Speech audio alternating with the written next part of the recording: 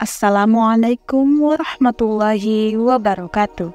Pada kali ini kita akan membahas tentang asal-usul Ratu Balqis dan seorang raja yang mempunyai kebiasaan buruk, yakni memaksa istri-istri rakyatnya yang cantik untuk melayani nafsunya. Di tengah heningnya malam, cerita-cerita masa lalu seringkali menjadi lentera yang menerangi lorong-lorong waktu yang gelap. Salah satu dari cerita itu, sebuah narasi tentang Ratu Balqis. Menarik perhatian seperti cahaya gemerlap di kejauhan yang mengundang untuk dijelajahi. Dalam kisah yang terbentang dari masa lalu yang jauh, menemukan nuansa magik, petualangan yang menggugah imajinasi, dan misteri yang menantang kebenaran.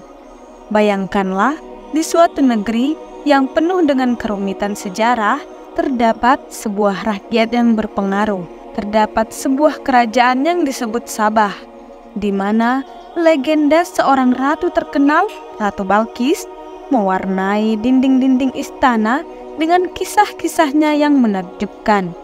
Namun, di balik kemegahan istana dan keindahan cerita, tersembunyi rahasia-rahasia yang membuat penasaran.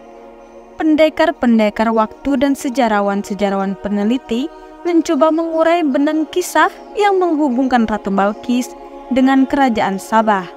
Namun, tiap benang yang diuraikan membawa kita ke dalam labirin misteri yang semakin dalam. Dari percintaan yang tragis hingga keputusasaan yang menggugah. Dari kekuasaan yang mempesona hingga perjanjian dengan bangsa jin yang menggetarkan. Namun, pertanyaan-pertanyaan yang menggantung di udara tetap terus memanggil. Seperti angin malam yang membelai dahan-dahan pohon. Apakah Sabah itu benar-benar ada di ujung benua Afrika? Ataukah terletak di Arab yang jauh? Mengapa dinamakan Sabah dan siapakah sesungguhnya Ratu Balqis? Apakah ia hanyalah seorang ratu yang memerintah sebuah kerajaan? Ataukah ia lebih dari sekedar manusia biasa? Dalam perjalanan ini, kita akan menjelajahi reruntuhan zaman kuno, merenung di antara baris-baris teks kuno, dan menggali ke dalam legenda-legenda yang terlupakan. Mari simak video ini hingga selesai, karena setiap langkah kita membawa kita lebih dekat kepada jawaban. Namun jika kita tidak menemukan jawaban, kita akan menemukan jawaban yang lebih jauh, dan juga semakin mengungkapkan misteri yang semakin dalam. Di antara kerumitan sejarah, mungkin kita akan menemukan kilau yang mengisyaratkan kebenaran yang sesungguhnya. Bagaimana kisahnya? Mari simak videonya hingga selesai. Ratu Balqis adalah seorang ratu yang terkenal dari kerajaan bernama Sabah. Ada perbedaan pendapat dari para ahli sejarah mengenai lokasi kerajaan Sabah ini. Ada yang bilang terletak di Arab bagian selatan, yaitu negara Yaman. Namun ada pula pendapat lain yang mengatakan kerajaan ini ada di ujung benua Afrika, atau lebih tepatnya berada di negara Ethiopia. Tapi ada juga yang berpendapat lain. Pendapat itu berasal dari seorang kiai bernama Haji Fahmi Basa. Beliau menyatakan bahwasanya Candi Ratu Boko yang ada di Jogja adalah istananya Ratu Balqis. Tapi pendapat yang lebih kuat bahwa istana Ratu Balqis terletak di negara Yaman di wilayah barat laut kota Marif.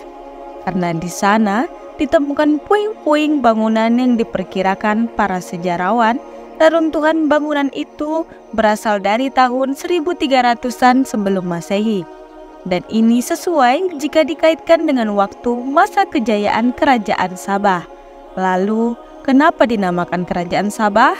Nama Sabah diambil dari nama raja pertama di kerajaan itu, yaitu Sabah bin Yazid bin Yarib bin Qahtan. Dikisahkan oleh Imam Zainuddin Abdul Rauf Al-Munawi dalam Faidul Al-Qadir. Sebelum Ratu Balqis dilahirkan, ayah dari Ratu Balqis yang ketika itu menjadi raja kerajaan Sabah memiliki satu hobi yang unik, yaitu dia sangat senang dengan aktivitas berburu. Tujuan sang raja berburu bukanlah untuk mencari makanan, namun hanya untuk kesenangan atau hiburan semata. Pada suatu hari, ketika sang raja tengah berburu, ketika berada di tengah hutan, dia merasakan sangat haus dan dari kejauhan dia melihat sebuah tenda. Kemudian raja pun mendatanginya. Ia hendak meminta air minum kepada pemilik tenda itu. Setelah sang raja mendekat ke tenda, dari dalam tenda keluar seorang kakek-kakek. Lalu raja pun minta disediakan minuman untuknya. Si kakek pun langsung memanggil anaknya dari luar tenda untuk membawakan segelas air. Dari dalam tenda keluarlah seorang wanita yang ternyata sangat cantik, dan di tangannya memegang cangkir berisi air yang terbuat dari batu yakut. Raja pun terpaku takjub dengan wajah cantik wanita ini. Dia menjadi tertarik dan berniat untuk meminangnya. Maka langsung saja sang raja menyampaikan maksud hatinya tersebut kepada sang kakek, yang tak lain adalah ayah dari wanita ini. Ayah dari gadis ini berterus terang kepada sang raja bahwasanya mereka berasal dari bangsa jin. Namun sang raja tidak peduli, dan singkat cerita keduanya pun menikah. Akan tetapi dengan sebuah syarat, jika raja menanyakan sesuatu yang dilakukan istrinya, maka pertanyaan itu menjadi talak baginya. Artinya, jika suatu hari nanti ada perbuatan istrinya yang aneh, maka sang raja tidak boleh bertanya kenapa istrinya melakukan itu. Jika sang raja bertanya, maka keduanya harus bercerai. Setelah keduanya resmi menikah, mereka dikaruniai anak laki-laki. Sang raja senang bukan kepalang mengetahui anak yang lahir berjenis kelamin laki-laki. Tentunya suatu hari anak ini bisa menjadi pewaris tahta ketika sang raja wafat. Tanpa sepengetahuan raja, anak laki-laki tadi berada di rumah. Sang raja tidak tahu siapa anak laki-laki tadi dibunuh oleh ibunya sendiri. Ketika raja mengetahui hal itu, dia pun menjadi sangat sedih. Di samping itu, dia takut untuk bertanya kepada istrinya tentang alasannya kenapa anak itu dibunuh.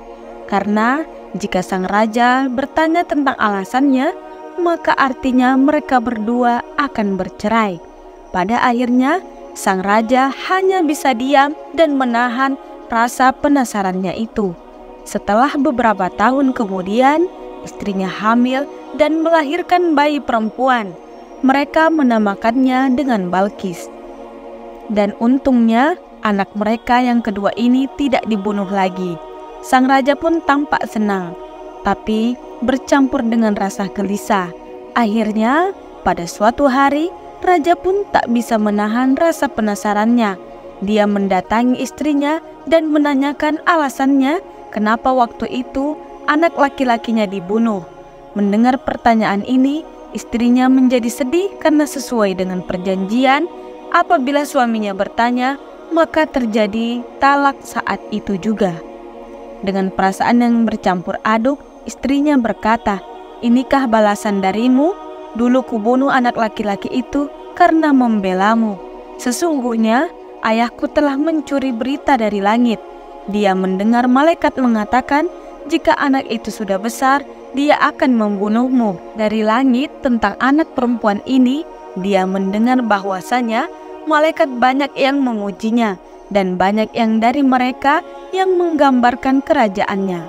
Sesuai janjimu waktu itu, ini adalah perpisahan antara diriku dan dirimu. Kemudian, istri raja yang dari bangsa jin itu pergi dan tak pernah terlihat lagi. Dikisahkan juga mengenai cerita asal-usul Ratu Balkis ini, bahwa ayah Ratu Balkis adalah seorang menteri di sebuah kerajaan. Diceritakan bahwa raja dari kerajaan tersebut punya kebiasaan buruk, yaitu rajanya suka memaksa istri-istri rakyatnya untuk melayani nafsu sang raja. Menteri kerajaan atau ayahnya Balkis ini adalah seorang laki-laki yang sangat pecemburu. Makanya ia memutuskan untuk tidak menikah karena takut apabila dia punya seorang istri, maka sang raja akan memaksa istrinya itu untuk melayani nafsu bejat sang raja. Riwayat lain menyebutkan tentang bukti bahwasanya Balkis adalah manusia setengah jin. Ketika Balkis memasuki istana Nabi Sulaiman, dia mengangkat sedikit celananya hingga terlihat kedua betisnya, karena Balkis mengira dia akan melewati sebuah kolam besar, padahal itu adalah lantai yang terbuat dari kaca. Dikatakan kepadanya, masuklah ke dalam istana, maka tak kala dia melihat lantai istana, kiranya kolam air yang besar, dan disingkapnya kedua betisnya. Di dalam peristiwa ini, ada seorang ulama yang mengatakan ketika Balkis mengangkat bajunya itu, Nabi Sulaiman sempat kaget karena melihat kedua betis dari Ratu Balkis ditumbuhi bulu, tak seperti wanita manusia pada umumnya, menandakan bahwasanya dia adalah manusia setengah jin. Dari beragam versi kisah asal-usul Ratu Balkis yang telah disampaikan, terdapat perbedaan pendapat yang cukup signifikan. Namun, satu hal yang jelas adalah bahwa kisah ini menjadi salah satu cerita yang kaya akan pesan moral dan pelajaran tentang kesombongan, kebijaksanaan, dan ketabahan. Melalui kisah Ratu Balkis, kita diajarkan pentingnya kesederhanaan, kejujuran, dan kebijaksanaan dalam menghadapi cobaan hidup. Dan moral yang terkandung dalam kisah ini mengajarkan kita untuk tidak terjebak dalam kesombongan dan untuk selalu bersikap rendah hati. Selain itu, kisah ini juga mengingatkan kita akan pentingnya kejujuran dalam setiap tindakan dan keputusan yang kita ambil, serta tentang konsekuensi dari setiap perbuatan yang kita lakukan. Dengan demikian, meskipun terdapat perbedaan versi dan pendapat dari para ahli, pesan moral dari kisah Ratu Balkis tetap menjadi inti yang dapat menginspirasi dan memberi pelajaran bagi kita semua dalam menjalani kehidupan sehari-hari. Dengan memahami dan mengambil hikmah dari kisah ini, semoga kita semua dapat menjadi pribadi yang lebih baik, selalu mendekatkan diri kepada Allah Subhanahu wa Ta'ala, dan menjadi manfaat bagi sesama manusia.